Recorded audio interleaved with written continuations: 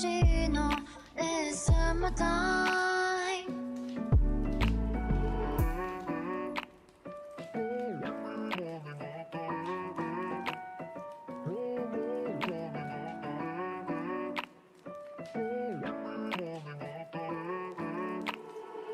君の虜になってしまえばきっとこの夏は充実するのもっともう戻れなくたって忘れないでも気持ちを伝えてしまえばいつかこの夢は覚めてしまうだろうな青い影が揺れる街角君の虜になってしまえばきっとこの夏は充実するのもっともう戻れなくたって忘れないでも気持ちを伝えてしまえばいつかこの夢は覚めてしまうだろうな青い影が揺れる街角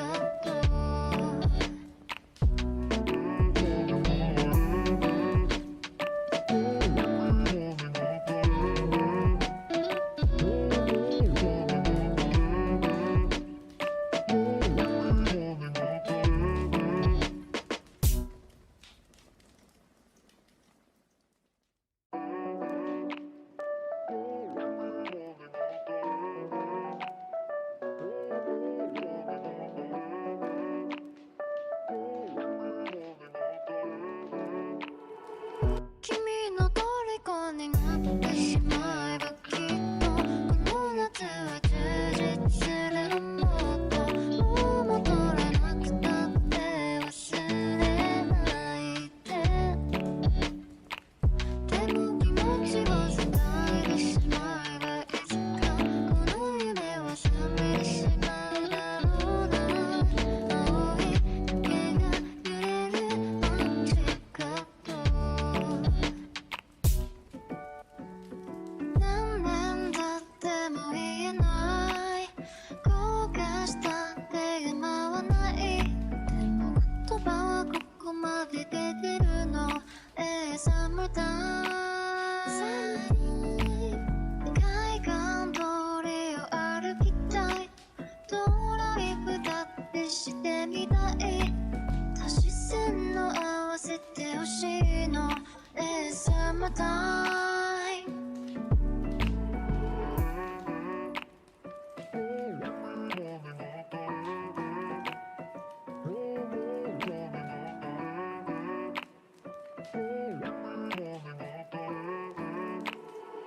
君の虜になってしまえばきっとこの夏は充実するのもっともう戻れなくたって忘れないでも気持ちを伝えてしまえばいつかこの夢は覚めてしまうだろうな青い影が揺れる街角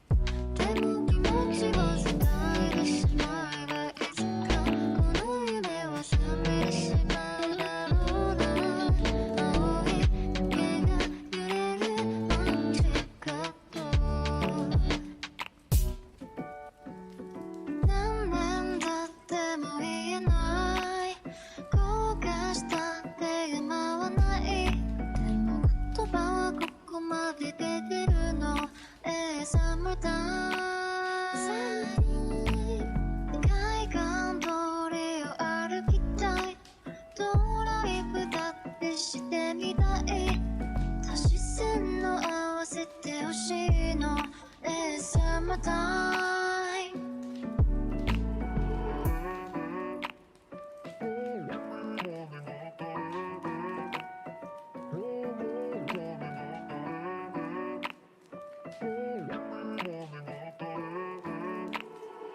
君の虜になってしまえばきっとこの夏は充実するのもっともう戻れなくたって忘れないでも気持ちを伝えてしまえばいつかこの夢は覚めてしまうだろうな青い影が揺れるマジカット君の虜になってしまえばきっとこの夏は充実するのもっともう戻れなくたって忘れないでも気持ちを伝えてしまえばいつかこの夢は覚めてしまうだろうな青い影が揺れるマジカット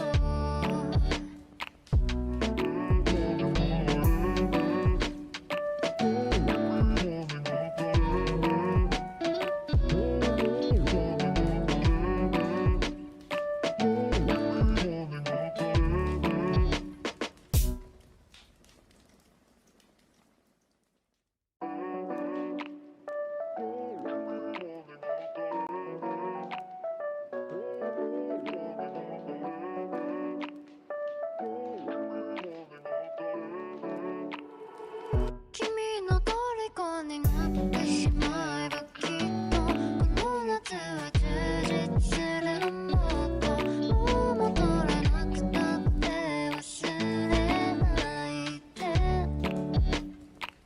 でも気持ちを伝えてしまえばいつかこの夢は覚めてしまうだろうな青い影が揺れるマジカット何年経っても言えない後悔したって今はないでも言葉はここまで出てるのサマータイム海岸通りを歩きたいドライブだってしてみたい足し線の合わせてほしいのサマータイム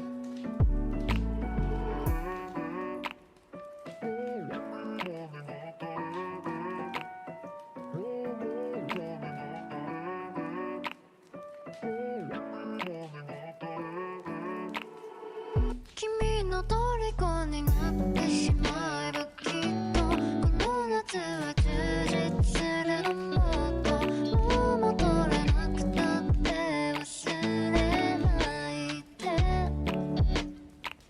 でも気持ちを伝えてしまえばいつかこの夢は覚めてしまうだろうな青い影が揺れるマジカット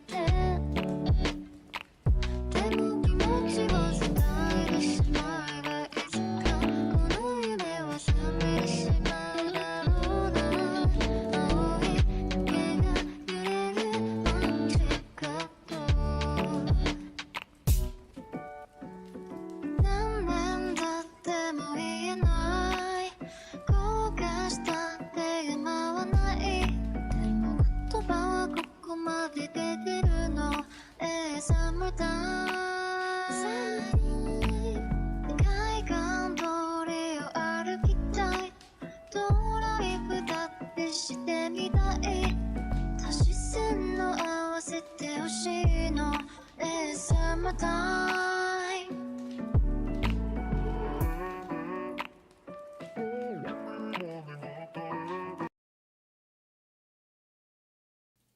Okay.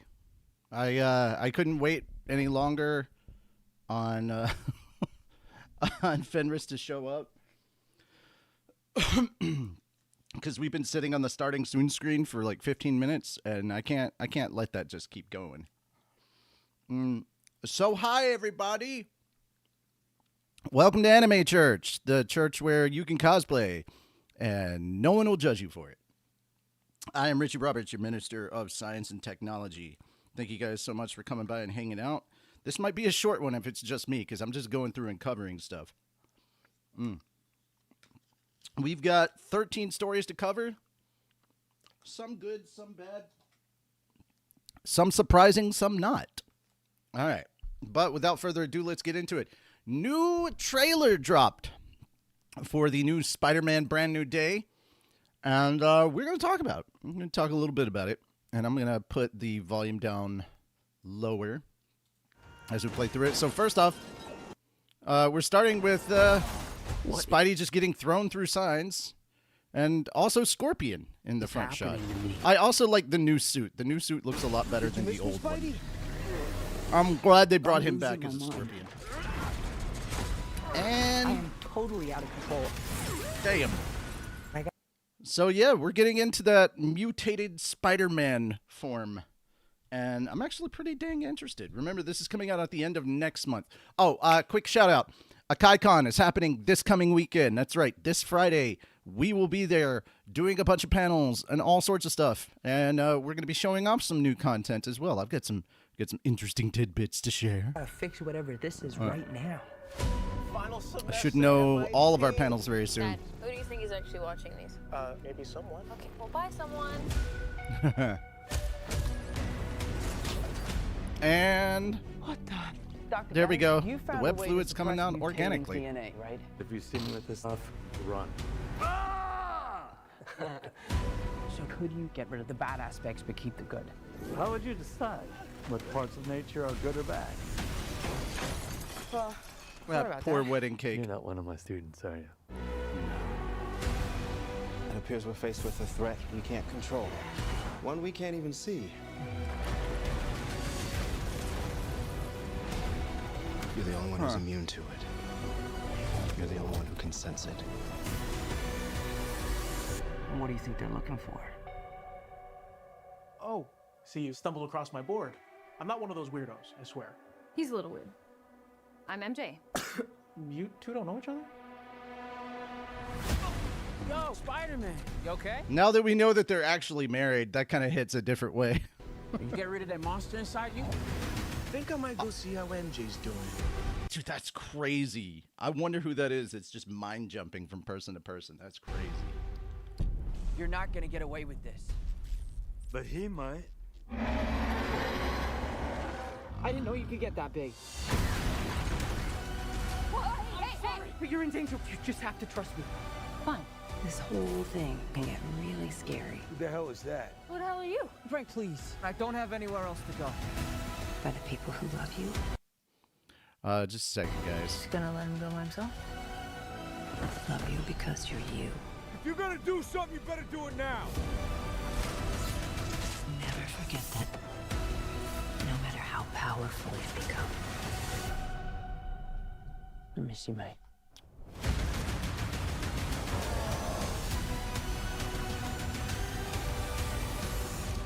Huh. All right, just give me a sec. Give me a sec. I love that you can actually see his ears through that mask. That is a nice detail that shows like it's homemade. Also, yeah, the stretching. You get older, you're gonna need to stretch before you do these things. So yeah, I'm not in high school anymore. I'm feeling called out. Did you stretch? Are you a big stretcher? It's so good for you. It's very good for you.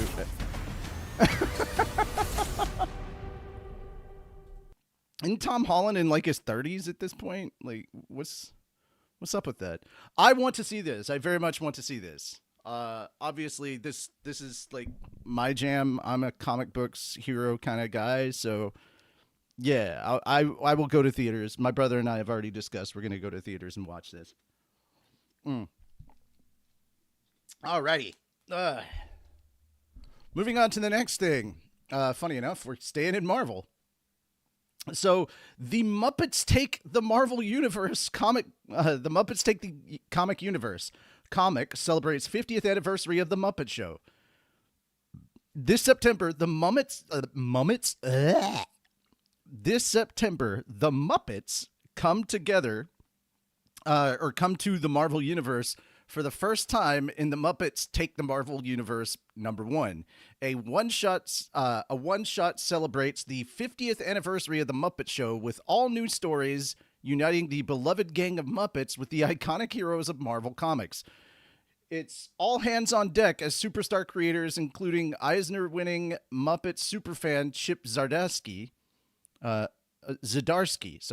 and acclaimed artist Pete Woods, along with Ashley Allen, Mackenzie Cadenhead, Kyle Starks, and David Baldion, Mike Henderson, and more, unleash the Muppets trademark across the Marvel mythos. The new one-shot follows the success of last year's homage variant covers commemorating the Muppets' 70th anniversary. And to celebrate the new launch, more Muppet variant covers will be featured across titles throughout September. Tonight's very special guest stars: the Marvel Universe. Enjoy epic tales told in the mighty Marvel Muppet manner, including Rolf the dog is kidnapped by Mojo to help launch his new streaming service.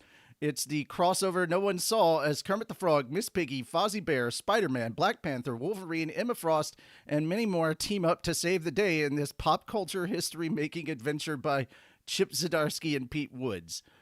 Dr. Bunsen Honeydew and Beaker welcome Bruce Banner and Hank Pym to Muppets Labs for a daring experiment with gamma rays and Pym particles. What could go wrong? Find out in this explosive story from Kyle Starks and Mike Henderson. When Clea falls ill from a mysterious virus and Doctor Strange doesn't have the cure, help arrives from the unlikeliest of sources, the Swedish Chef, in this appetizing tale from Ashley Allen and Paco Medina. Dude, this sounds amazing. This is the time-wasting, wacky nonsense I just need. Pigs in space meet raccoons in space. Cosmic chaos ensues when Captain Link Hogthrob, First Mate Piggy, and Dr. Julius Strangeport crash into Rocket Raccoon and Groot in an intergalactic romp by Mackenzie Cadenhead and David Baldion. What the fuck is my life? Oh my god. And more, including stories by Philip Kennedy Johnson, Adam F. Goldberg, E.J. Sue, and Athelia Fabio. Muppets Take the Universe. So I love that we've got Gonzo in his little Daredevil outfit. This is so silly. Oh my god, yes. Deadpool in the Muppets. Please. Please give me Deadpool in the Muppets. Oh, I need it so much because... God fucking damn it. Ah, scared the shit out of me. Ah, fuck you. No! I have freaking, OBS up. I don't hear the dings anymore. Ah, I have streamer mode on Discord. I don't hear that. I just suddenly hear your voice. This is the first time I'm streaming with earbuds too, so it's like right in my ears. Oh god. Okay. Yeah, this is freaking hilarious and I'm down for it. I especially like the idea of pigs in space meets Rocket Raccoon and Groot. But yeah, a virus that Doctor Strange can't cure, and the only hope is the Swedish Chef. Come on, guys. This is great. I'm not expecting amazing writing. I'm just expecting wacky nonsense and to have a good time. I would definitely read these comics digitally. That's just me. I grew up with the Muppet Show, so I'm the target audience. I know this. But yeah, so if this doesn't already make you feel old, the Muppet Show turned 50 this year. So there we are. All right, moving on. All right, we got to talk about this. DeVay Chase of Lilo and Stitch. She voiced Lilo. She was also the little girl in The Ring, and she did quite a few other things, but she passed away at 35. Jeez, the good die young, don't they? From complications to bacterial meningitis. So do not underestimate bacteria, guys. Bacteria can be deadly. So yeah, I'm not going to go through the full thing here. I'm just like, guys, keep her family in mind. This kind of sucks. We lost Lilo. I have nothing to say. I'm watching Lilo and Stitch later just to honor her. Yeah, so yeah. I did say we had some sad news. All right, let's talk about some depressing news. On to gaming. So, Bungie is set to lose roughly 400 staff in summer layoffs, is the claim. And this is supposedly happening in July. Okay, so we've already covered the fact that Bungie and Sony, in the most confusing decision ever, decided to end live service for Destiny. I'm sorry, Destiny 2. And just go all in on Marathon, which is a game that even after everything that they tried to do with Season 2 and the free week and everything, the player count has dropped even further. So it's the lowest it's ever been.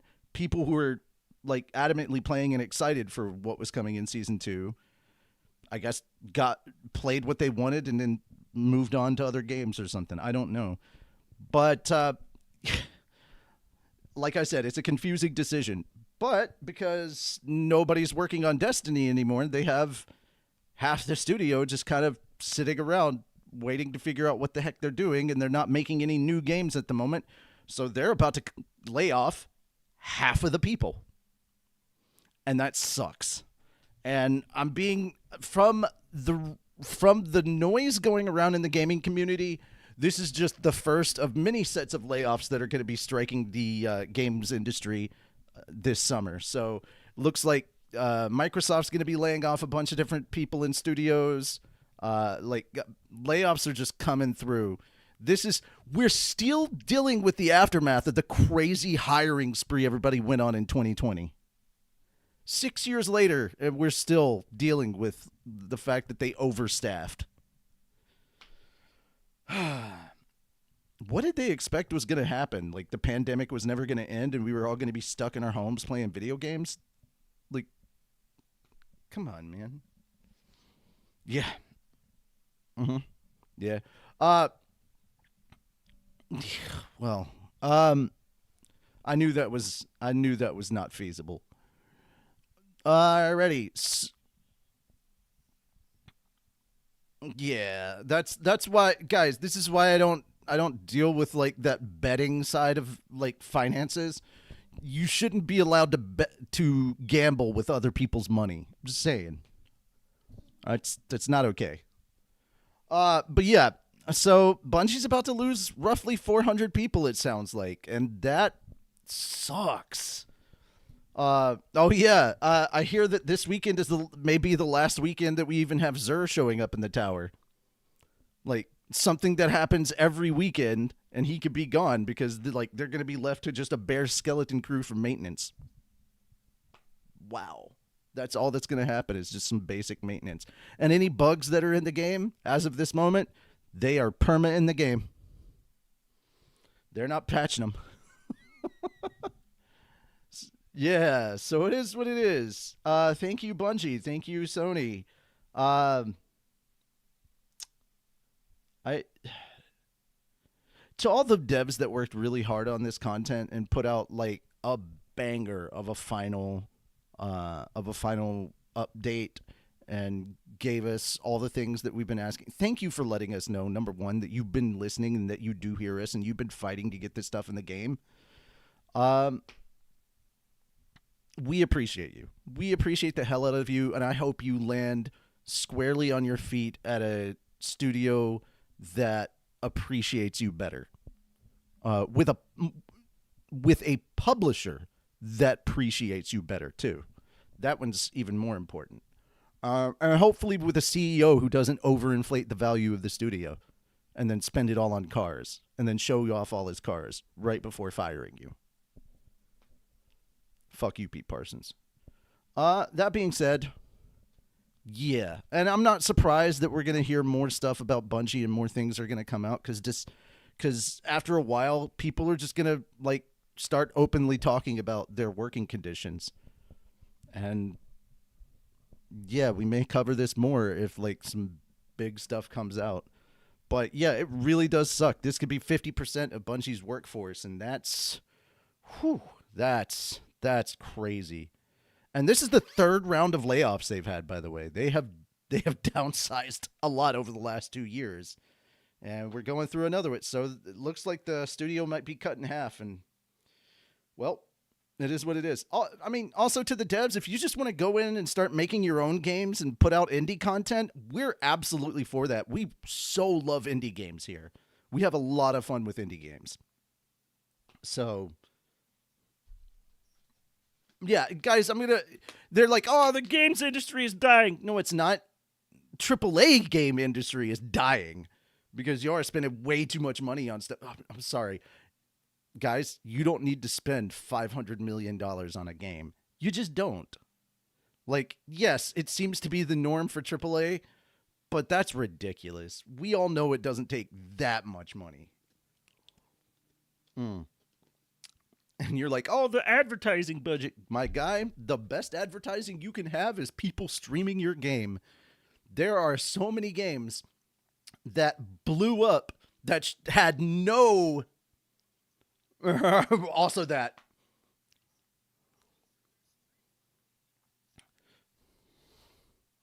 Yeah, dude, seriously, most of those sponsored streams are like a 20th of most people's like advertising budget. You just cover like an hour or two of content. Here's a couple $100. All right, there you go. That's it. Like, oh my God, that's your budget? Really? Just $200-$300? There's also a bunch of games that didn't even need to get sponsored. People just started playing them, word of mouth spread, and they were like, oh man, you got to check out this game. That's how Phasmophobia popped off. That's how Among Us popped off. That's how so many indie games just spread like wildfire throughout the gaming community. Case in point, if it wasn't for word of mouth, we would not have had Expedition 33 because that didn't have the marketing that everything else has. That was straight up gamers talking to other gamers and going, you have to play this game. That's what it is. Yeah. So guys, indie games are on the rise. Case in last point to that. Subnautica 2. Yes, technically Crafton, but we view that as like an indie group at this point. And in fairness, a lot of gamers really wanted to stick it to Crafton, and we knew that purchasing and playing Subnautica 2 was a big way to do that. So, you know, we may have had more than 5 or 6 reasons to smile while we were playing Subnautica 2. Just saying. Yeah. All right. Moving on. Let's talk Nintendo. So, this is the best story. We're getting an update about the Power World situation. Nintendo wanted to block Power World. Now it faces a 0% chance and a measly $30,000 payout. Ouch. So, public records show the Nintendo versus Pocket Pair case is practically wrapped up, and the best Nintendo can hope for is $30K chump change.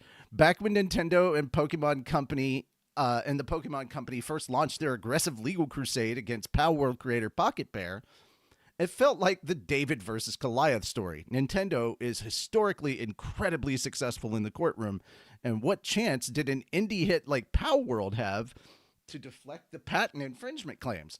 Fast forward to today, as Power World 1.0 is about to launch on July 10th, A report from patent litigation experts at GamesFray reveals that the stakes in Nintendo's case have practically shrunk to nothing ahead of the Tokyo District Court hearing on October 1st.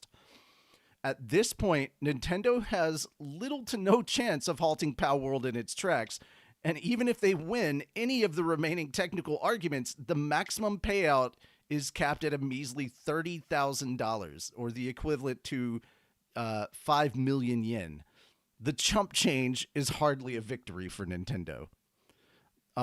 Okay, a fresh start with 1.0. The legal implosion couldn't come at a better time for Pocket Pair. As announced at Summer Games 2026, Palworld 1.0 is officially locked in for a massive full launch on July 10th, completely leaving its early access era behind. Pocket Pair is going all in for the 1.0 launch, promising the biggest content drop in the game's history, including access to the mysterious world tree and more brand new pals than any single previous update. The full release should hopefully be the fresh start the studio needs, and thanks to Nintendo's crumbling legal pressure, it's launching without a single dark cloud hanging over it. How Pocket Pair patched Palworld to minimize the damage. GamesFray report states that the case is all but over pending the hearing in October. The public record strongly suggests that the parties have completed their written pleadings and the submission of evidence, and due to Nintendo having to significantly narrow their lawsuit so that it only applies to old, outdated versions of Pokemon, they can't touch the current iteration of the game, and certainly not the 1.0 release. From the offset, Pocket Pair addressed Nintendo's claims of ownership over certain game mechanics like the gliding with pals and throwing pals into battle by simply changing them in subsequent versions of the game. Because of subsequent patches, Nintendo continued narrowing its lawsuit, effectively boxing itself into a corner. The whole farce, which included filing patents months after Palworld's gameplay was first shown, was already a gross misuse of the patent system. For a patent to actually mean anything, it needs to be a genuine leap forward, not just a remix of things games have been doing for years. You don't get to own a gameplay loop just because you tweaked a menu. Nintendo, however, tried to do exactly that. They rushed to file divisional patents after Palworld became a monster hit from Xbox Game Pass in January 2024. After Palworld became trying to retroactively claim ownership over basic mechanics like aiming a ball and summoning a creature. By the time those patents were actually granted, Pocket Pair had already patched the game to remove patent exposure. That left Nintendo with a tiny window of time to claim damages, which amount to the 5 million yen, or $30,000. Given that a Japanese patent applies only to sales made in Japan, Nintendo has completely cut itself off from Palworld's massive global revenue. That being said, they are still attempting to gather patents in U.S. territory. Yeah, good luck. A 30K win versus a 40 million loss. I'm sure you already know that how tiny $30,000 must be to Nintendo, but to add insult to injury, Nintendo's own annual report recently noted a staggering $40 million loss from patent litigation expenses elsewhere. The court will express its formal opinion on November 9th, but the war is practically already over. Palworld 1.0 is launching safely, and the game cannot be banned, and Pocket Pair is stepping into a massive new era. Nintendo could still walk away from this feeling successful, though. By forcing Pocket Pair to alter its code and step away from specific gameplay implementations, Nintendo has effectively defended its parent mechanics, originally filed back in 2021, for a giant like Nintendo. Spending millions on lawyers to secure a tiny symbolic $30,000 judgment is just the cost of enforcing their line in the sand. Reflecting on the industry-wide impact, however, I'd personally say this is a win-win. Nintendo has... No, I'm going to go back on that one. The person that wrote this left out some critical information of which I'll cover. All right, now that Palworld 1.0 is safely launching on July 10th and Nintendo's lawsuit has shrunk to $30,000 IOU, what's your take on the drama? All right, something that they very much left out is that Nintendo got rejected by patent offices and had some of their patents revoked in both the US and Japan. They're making it sound like their patents completely went all the way through. No, both the Japanese and the US patent offices rejected multiple of those. If you paid attention to the Power World 1.0 launch trailer, you saw that gliding and riding your pals is back in the game. Some other mechanics may have gone back because the patents that they filed for, a lot of them got rejected. It's just a happy, happy time for me. I'm not the biggest fan of Nintendo, as it were. So this is just fun. Yeah.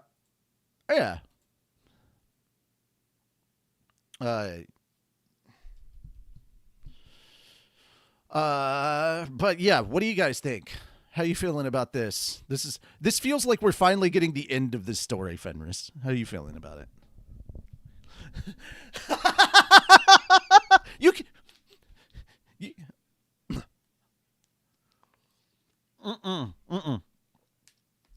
You can laugh your ass off externally too. It's okay. But yeah, that's so sad for Nintendo, and man, let me wipe my tears with all that money they just lost. Oh man, that's so good. All right, on to our next story in gaming news. So I didn't know that the Old Republic was still putting out content, unless this is just like them. Not only did you disobey putting a out direct order, but come to find out, a you ran recap off of with old Darth content Vader? or something. What were you thinking? But this isn't like your typical Star Wars trailer that I'm used to seeing from SWTOR. This is just straight up in-game dialogue and gameplay. So To stand against I don't know. You're going to need my help, and you'll need them too. The official Legacy Reborn launch If trailer. we're going to succeed, we will all have a part to play. I mean, this just surprised me because I'm not used to seeing SWTOR anymore. Like, I haven't seen like trailers or like anything promoting the game. I know people still play it, and I know people are very addicted to it. But also at the same time, like it's been a hot minute since I've seen any marketing for this game. So I was like, oh, I guess they've moved on. Also, with all the stuff going on with EA and BioWare right now, and whatever drama's going on there, I've kind of been avoiding paying attention to that. I'm not gonna care too much until I see some solid proof that they've been working on Mass Effect 5. That's the only thing BioWare related that I give a damn about at this point. Yep. But yeah, I was just pleasantly surprised to see there was more content coming out of SWTOR. How do you feel about this, Fenris?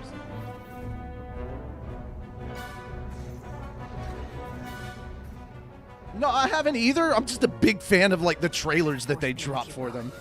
Those were so good. Like, if you want to, guys, I'm not joking here. This is also stuff that they promoted in college when we were talking about like design and stuff. They would pull up the trailers and go, this is how you do a trailer, because look, they start going over it point by point by point by point, and they go, this is how you fucking trailer. The Lucasfilm BioWare people know what they're fucking doing. They are hyping you up, and like we'd go through specific things. Oh, we slow-mo here, and then it speeds back up here, and then like talking about all the cuts, the different ways that they have characters move. I'm having fun because we're using SWTOR trailers as a masterclass in design. And to be fair, they're not wrong. Oh my god, the SWTOR trailers were so good. The Sith invading the Jedi Temple, the Battle of Alderaan, the battle above Korriban, all that stuff. We watched so many of these trailers and broke them down from a design perspective. It was interesting, to say the least. All right, well, I just thought it was neat, and I just wanted to talk about it for a little bit. Let me know what you guys think about that in the chat or in the comments if you're watching this after we get done with the stream. Curious to hear your thoughts. All right, last bit of news. This was weird. Japanese video game developer Sega unveiled the oddest figure on Tuesday, the Sonic the Hedgehog DNA figure. Huh? The figure celebrates the franchise's 35th. That's right. Sonic the Hedgehog is 35. If you don't feel old yet, don't worry. We got a story at the end that will help you with that. 35th anniversary and contains actual synthetic DNA within. Okay. Let's stop for a moment.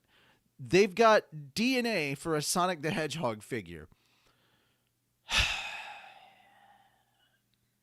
Fenris, Capcom's going to be calling you next year. If this is where the games community this is where the games community is headed. They're going to have a figure something from Resident Evil, probably a Tyrant or Mr. X, and you're just going to have with T-virus in it. God damn. Lom Baby, a science collective composed of artists, engineers, scientists, and other members, synthesized the DNA using cutting-edge biotechnology as highlighted in the video below. What the fuck? All right, let's look at this video. This seems so... Yes, it's the third... Sega! Oh, the old school Sega. Yes. Sega! Yeah.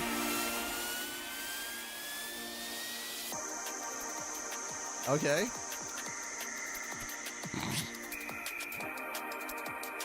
Heroic are they...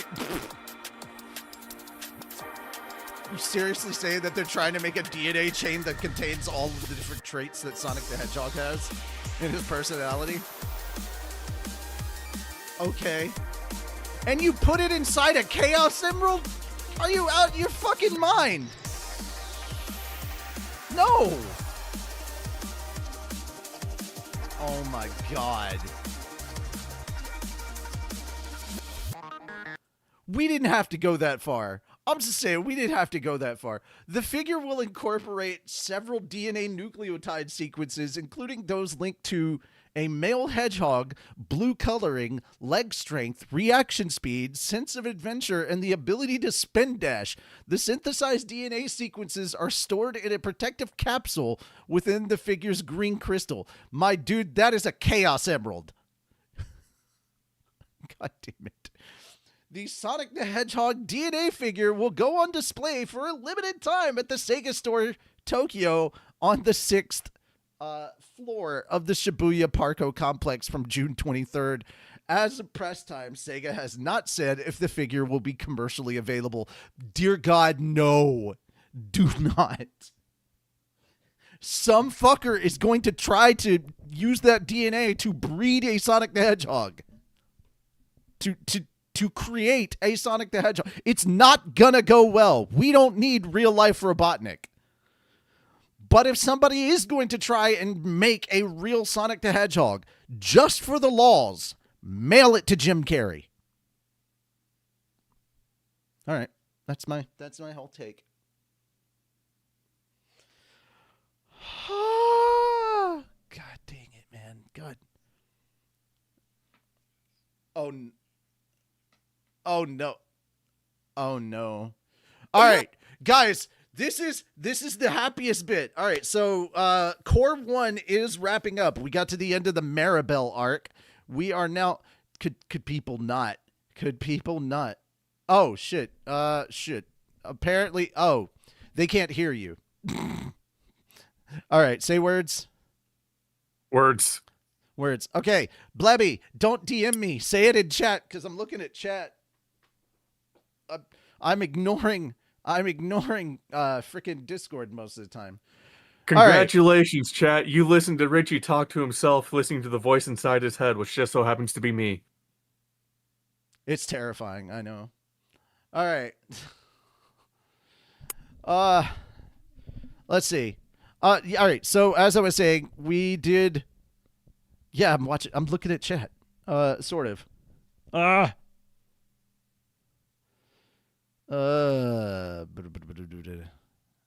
you didn't say Boo Nintendo. Yeah, see, the last thing I saw from you was Boo Nintendo. You didn't say anything in there. So, yeah. All right.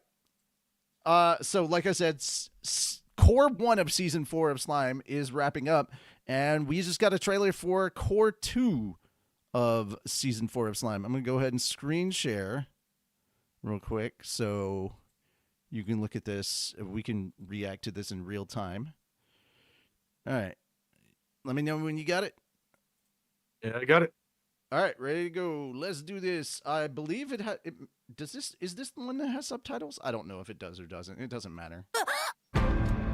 君の欲望は僕がちゃんと引き受けるから。マリアベル。人類の希望がついえた今、復讐を決行せねばなるまい。Okay, 復讐, that's revenge. これは本気を出さないとやばいかもな。Okay, I'm gonna have to get serious. I might actually have to get serious, is what Rimuru said. I've watched too much anime. I know certain phrases way too well now.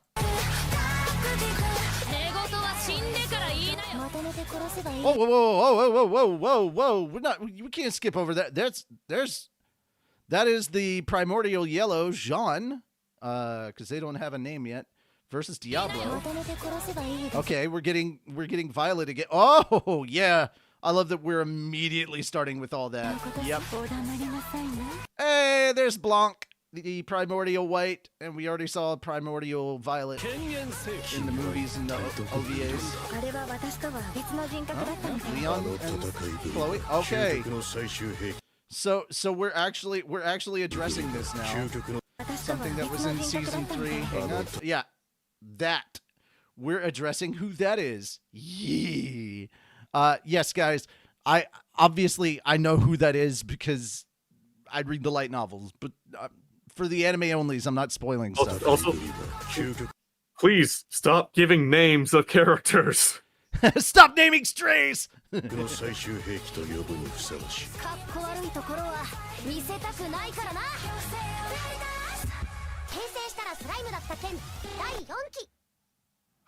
So, yeah, the second core of season 4 of Slime will be starting in July. I love that he's literally sipping tea and it's too hot for a slime. Like, dude, you have thermal resistance. That did not hurt. Lies. Okay, so from the sound of things, we may be moving from Friday nights to Tuesdays, and that'll be cool, I guess. Make sure you offer the characters cookies and Weed Princess approved.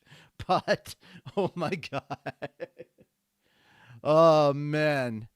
But yeah, I'm looking forward to this. I'm very happy and excited that we got another trailer for Slime and that we teased the 3 primordials that show up pretty soon. So, not surprised. I know what's coming. Doesn't make it any less entertaining or interesting. So, for somebody that doesn't know what's coming up, let me know what you guys think. Fenris, how far in light novel stuff did you get with us? Do you know what's coming up in the anime? Yes. That's what I was telling you, to quit giving character names. Let people find out themselves. What, Primordial Yellow, Jean? They've talked about those in the anime already. I didn't give the names. They've already mentioned Blanc, the Primordial White. They've shown Violet purple twice. Yeah, twice. One in a 3-episode OVA series, and then the first movie, and then also. Wait, they have movies? Yeah, Slime has had 2 movies. Huh. Did not know that. They're both up on. Well, I know the first one is up on Crunchyroll right now. I don't know if the second one's up yet, but the first one is up, and all of those are up on Crunchyroll. You can see those, and they've brought up Jean, the Primordial Yellow, in conversation. So I'm not introducing any new characters. They've said these names. That's why I was very careful about not saying what names they get later, but just the names that they're known by in the world as of current in the anime.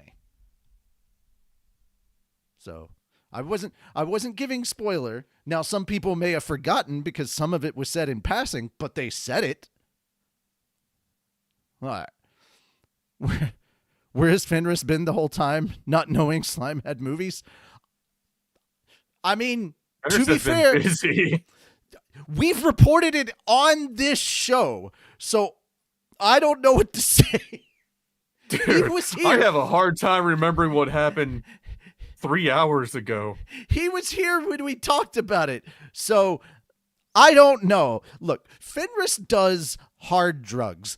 It's called the G virus, the T virus, the C virus, and the A virus, and any other alphabet soup, virus.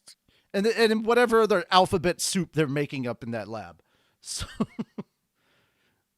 Hey, somebody All has right. to be a test dummy, and I'd rather be the first person that gives it to everybody else. Oh my goodness. All right.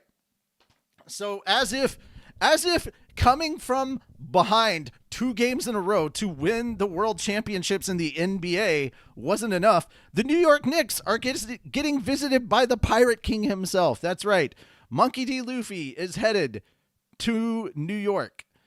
Minutes after the New York Knicks team were crowned the 2026 National Basketball Association champions, on Saturday, Bandai's Tamashii Nation celebrated by noting that it will release a New York Knicks version of its SH, I'm assuming Straw Hats, figure arts figure for One Piece lead character Monkey D. Luffy. The figure will ship this October for 9,900 yen or $62 US as part of the One Piece's NBA collaboration.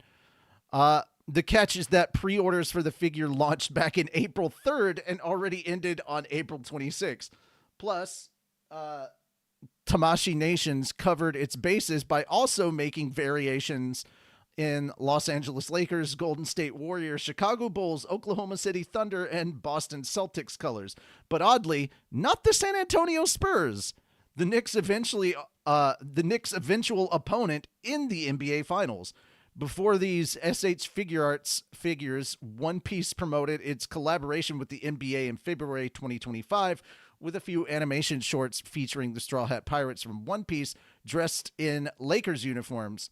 One Piece expanded its collaboration to the full NBA in November of 2025 with the announcement of a One Piece X NBA special figure collection.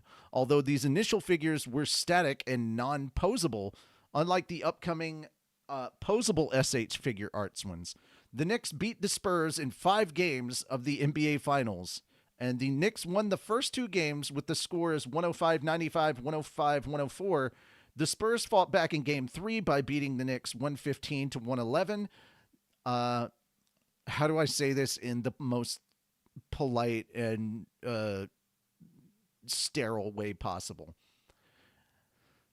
There was an orange man in attendance at that game, and apparently he jinxed the Knicks. Okay.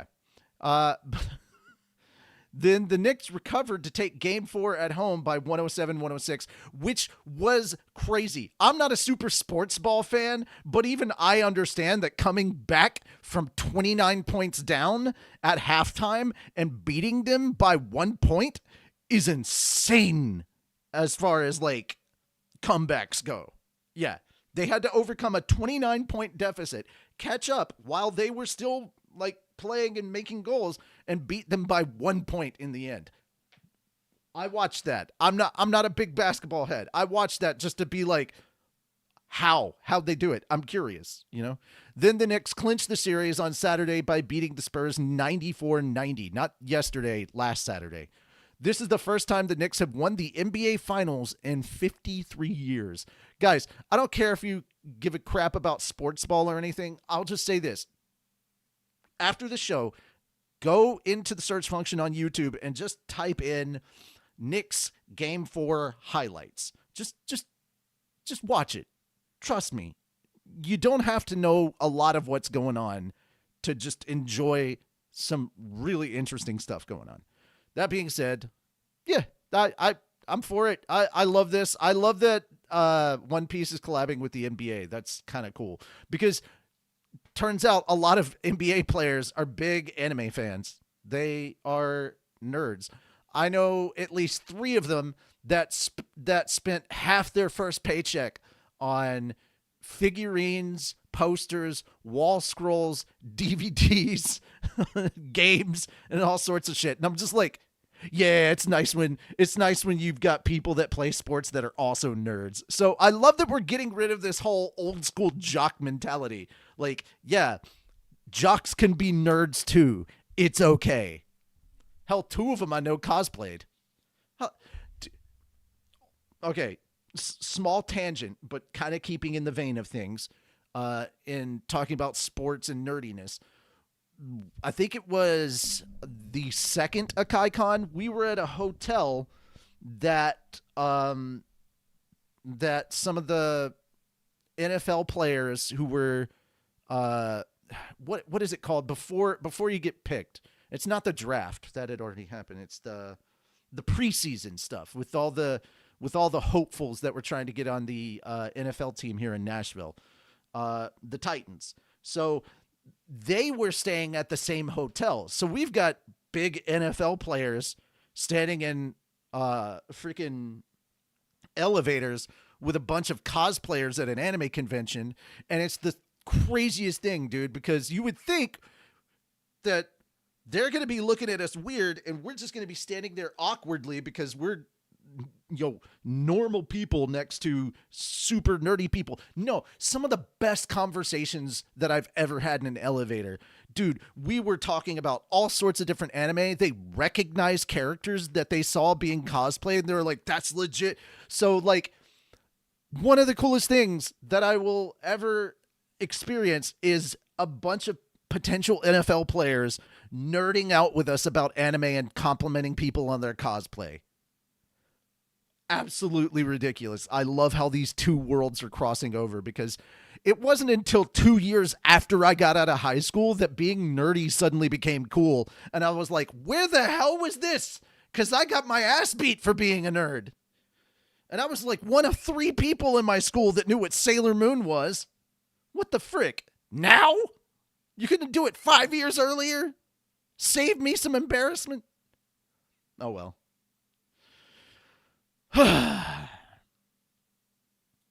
Moving on. So Crunchyroll's takeover of the world continues as they plan to expand to Taiwan and South Korea.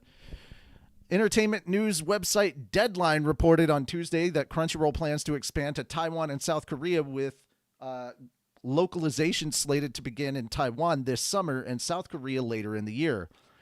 Crunchyroll president Rahul Perini made the announcement during an APOS conference in Bali, Indonesia. Deadline's report stated that Crunchyroll plans to invest in content localization, marketing, and community for both regions. Crunchyroll recently expanded to Thailand on February 4th earlier this year, adding a Thai language user interface and numerous titles available in both Thai subtitles and dubs, with more titles added very soon. Crunchyroll announced on May 8th that it has crossed 21 million paid subscribers globally. Crunchyroll laid off a number of employees in March after a restructuring and redistribution of roles based on location. The company's restructuring was also due to a shift in its e-commerce strategy and not due to cost-cutting measures. Crunchyroll is an independent operated joint venture between US-based Sony Pictures. Okay, don't have to cover that. But yeah, Crunchyroll is continuing to expand globally.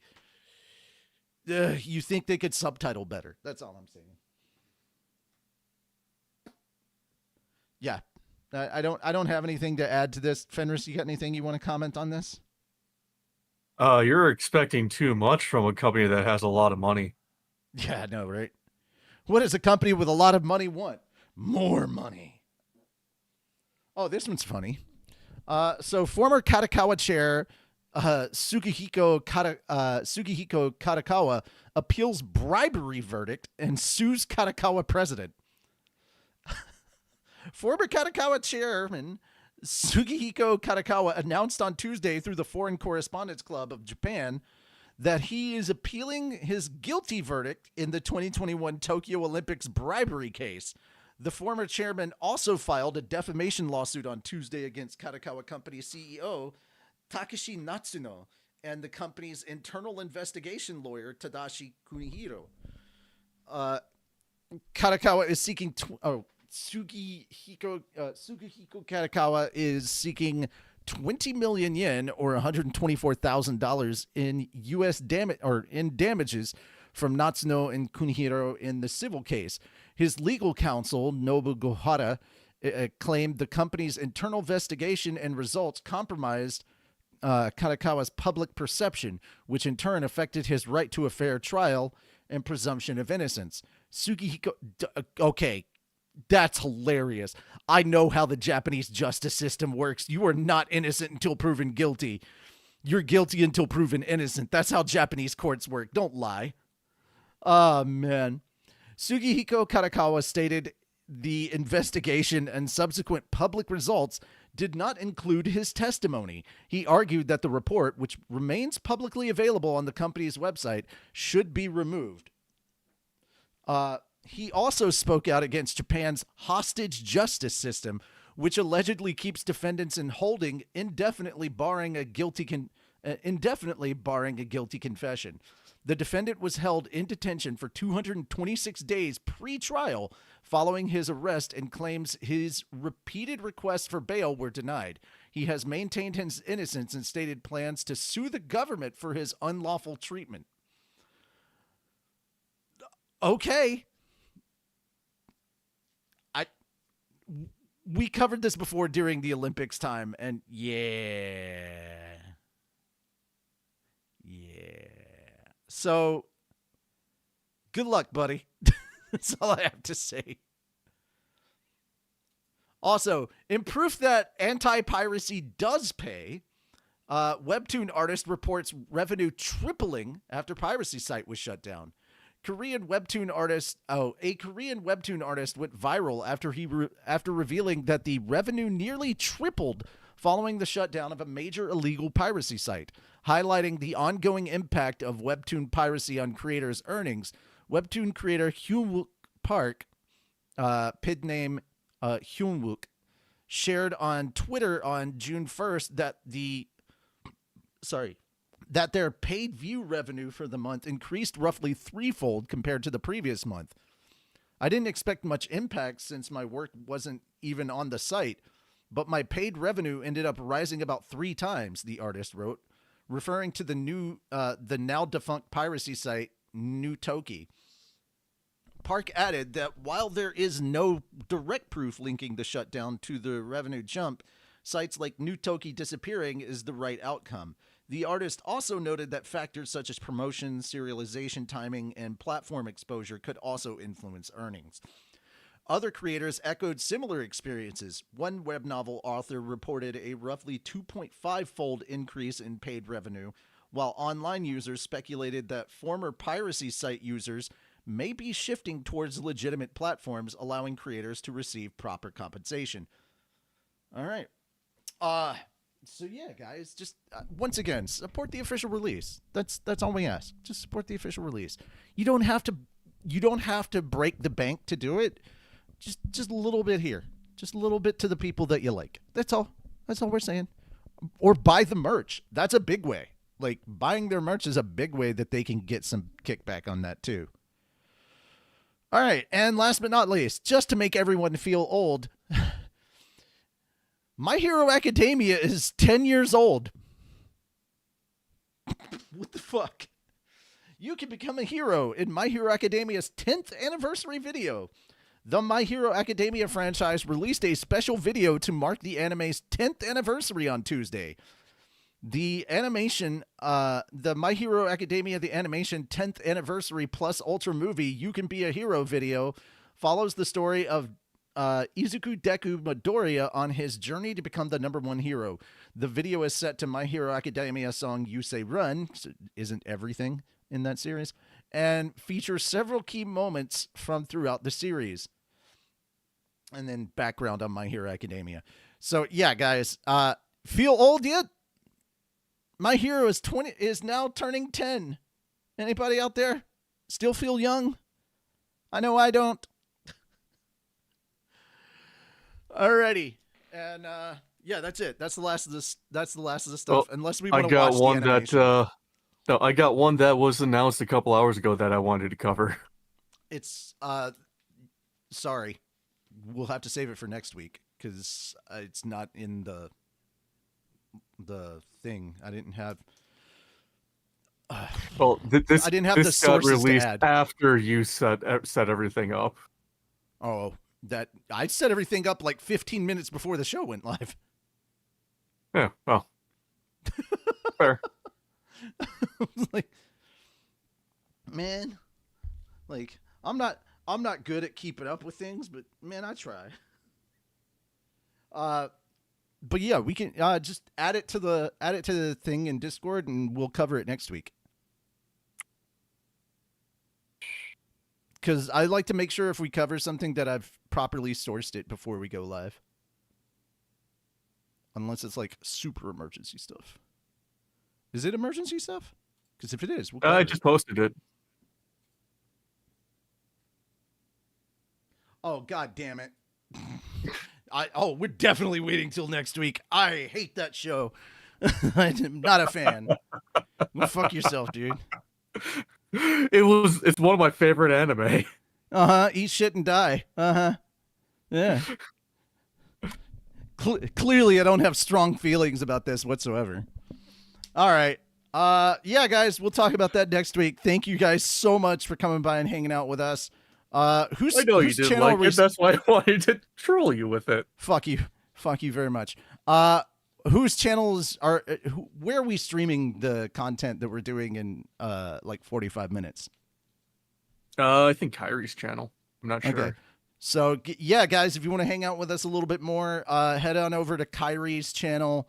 I'm gonna link it. Link in the chat. Give me a moment. I'm gonna linky link. Kyrie AI. At least I know Kyrie's. I don't know if anybody else is gonna do it either. Oh, yay! Sweet is on, of course. I'm not sure who else is going to be streaming from the group. Because I got maybe 1 or 2 rounds before I have to start making dinner because I forgot it was Father's Day. Yeah. It's really funny being hit up and somebody going, "Oh, hey man, Happy Father's Day," and I'm like, "I'm not a dad. I don't have children. Why are you telling me Happy Father's Day?" But you're Menu-sama. No. All right, so that's the channel that's going to be happening. Billions upon no, billions of failed simulations. Yeah, they aren't my children. That's like, dude, that's like saying that. No, I'm gonna wait till we're off the air. No, I'm not saying that on YouTube. Nope. I'm not getting myself in that kind of trouble. All right, there's the link right there if you want to come join us later. Take care. Have a good one. This is Anime Church, the church where we cosplay and you can't get judged for it. I'm Richard Roberts, your Minister of Science and Technology. I'm Fender Sovereign, the patron saint to snackos and alcohol. And this has been Anime Church. Take care. Bye for now. Bye. Oh.